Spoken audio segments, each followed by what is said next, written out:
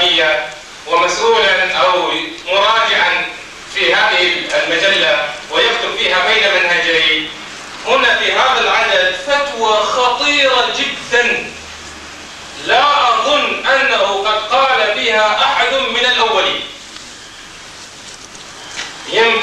ممكن تأتي بشيء، ولكن هذه الفتوى خطيرة، وهي قتل مجهول العين ومجهول الحال إذا وجد بعيدا عن مسكنه، ثم هو يسكت ولا يرد على ذلك، ويرد على القوطي وهو يقول له تعيش مع الواقع.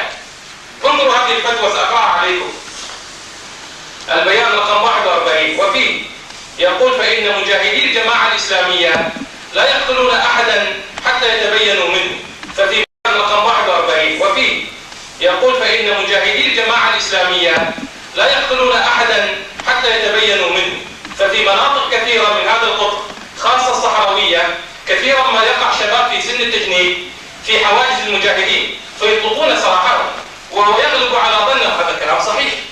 الإنسان إذا وقع تحت أسرة إنسان ما تبين عليه الكفر اطلق سراحه، وهذا إلى هذا الفعل كان صحيحا. نحن نصحح الصح ونخطئ الباطل.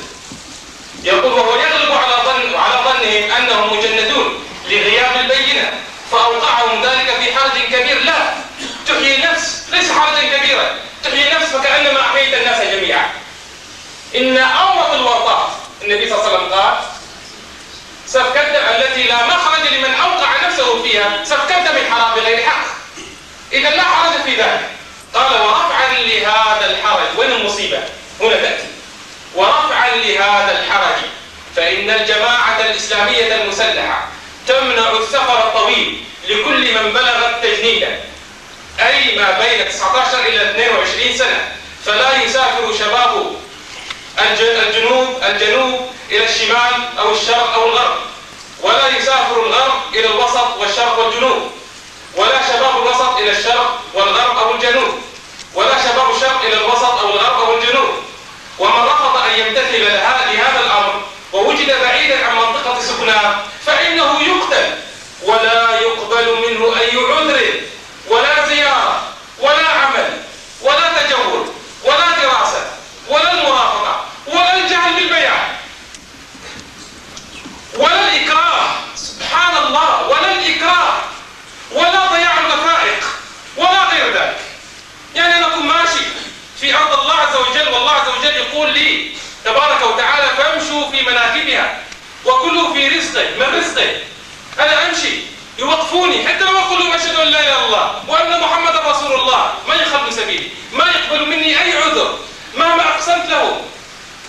ضاعت الوثائق، ضاعت حتى لو كنت أنت من الجماعة، لكن ضاعت الوثيقة اللي تدل على أنك من أهل الشرق، وقد وجدت في الشرق ولم تثبت أنك من أهل الشرق تقتل. سبحان الله، إنسان جاهل بالبيان، مسلم جاهل بالبيان يقتل.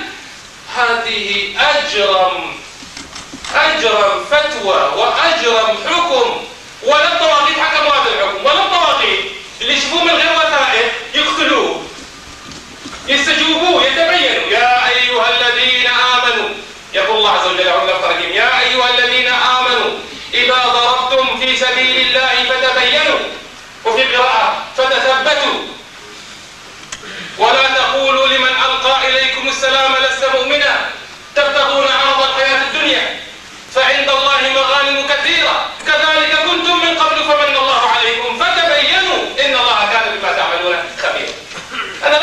أنا الخطأ نحن نعلم، نحن جربنا، خاصة إذا بدأ الجهاد ويأتي شباب ما عندهم اطلعوا على الآيات ولا على الأحاديث فيقعوا في الخطأ، وهذا نحن الواقع معنا الكثير.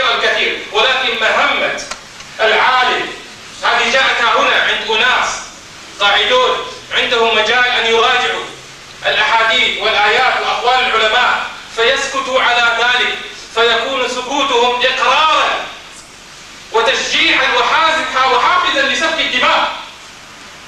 خلي مسائل اللي احنا مثلا الكفار، هذا مجهول الحال، كيف يقتل مجهول الحال بأي بينة عند الله؟ الكافر إذا ما عندك دليل على قتله ما يجوز قتله. الله عز وجل لام موسى عليه السلام لأنه قتل كافرا بلا إذن،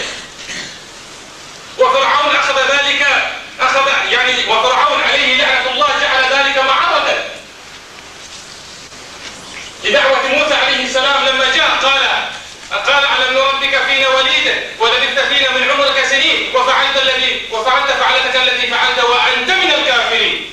فرعون اتخذ ذلك حجة ليبدأ بتكفير موسى عليه السلام لم يصر على الباطل، قال فعلتها إذا وأنا من الضالين ففررت منكم لما خفتكم فوهب لي ربي حكما وجعلني من المرسلين. نحن لا نقول نطلب الآن اللي حصل. نحن نطلب الآن فقط أن نسعى سعيا جاهدا. وأنا اللي أطلب من أبي قتادة قبل كل شيء، أترجاه رجاء قبل كل شيء أن يضع يده مع يدي ونسعى جاهدين، ما من أجل الطواغيت، إحنا ما نخاف من الطواغيت ولا لنا دخل بالطواغيت، ولكن هذه مسألة خطيرة أن يضع يده بيدنا في إبطال هذه الفتوى إلا أن يكون ما زال مصرا عليها، فهذا مجال للنقاش فيها. بس هذا اللي إذا نحن نقول مرة أخرى أنا لا أجيب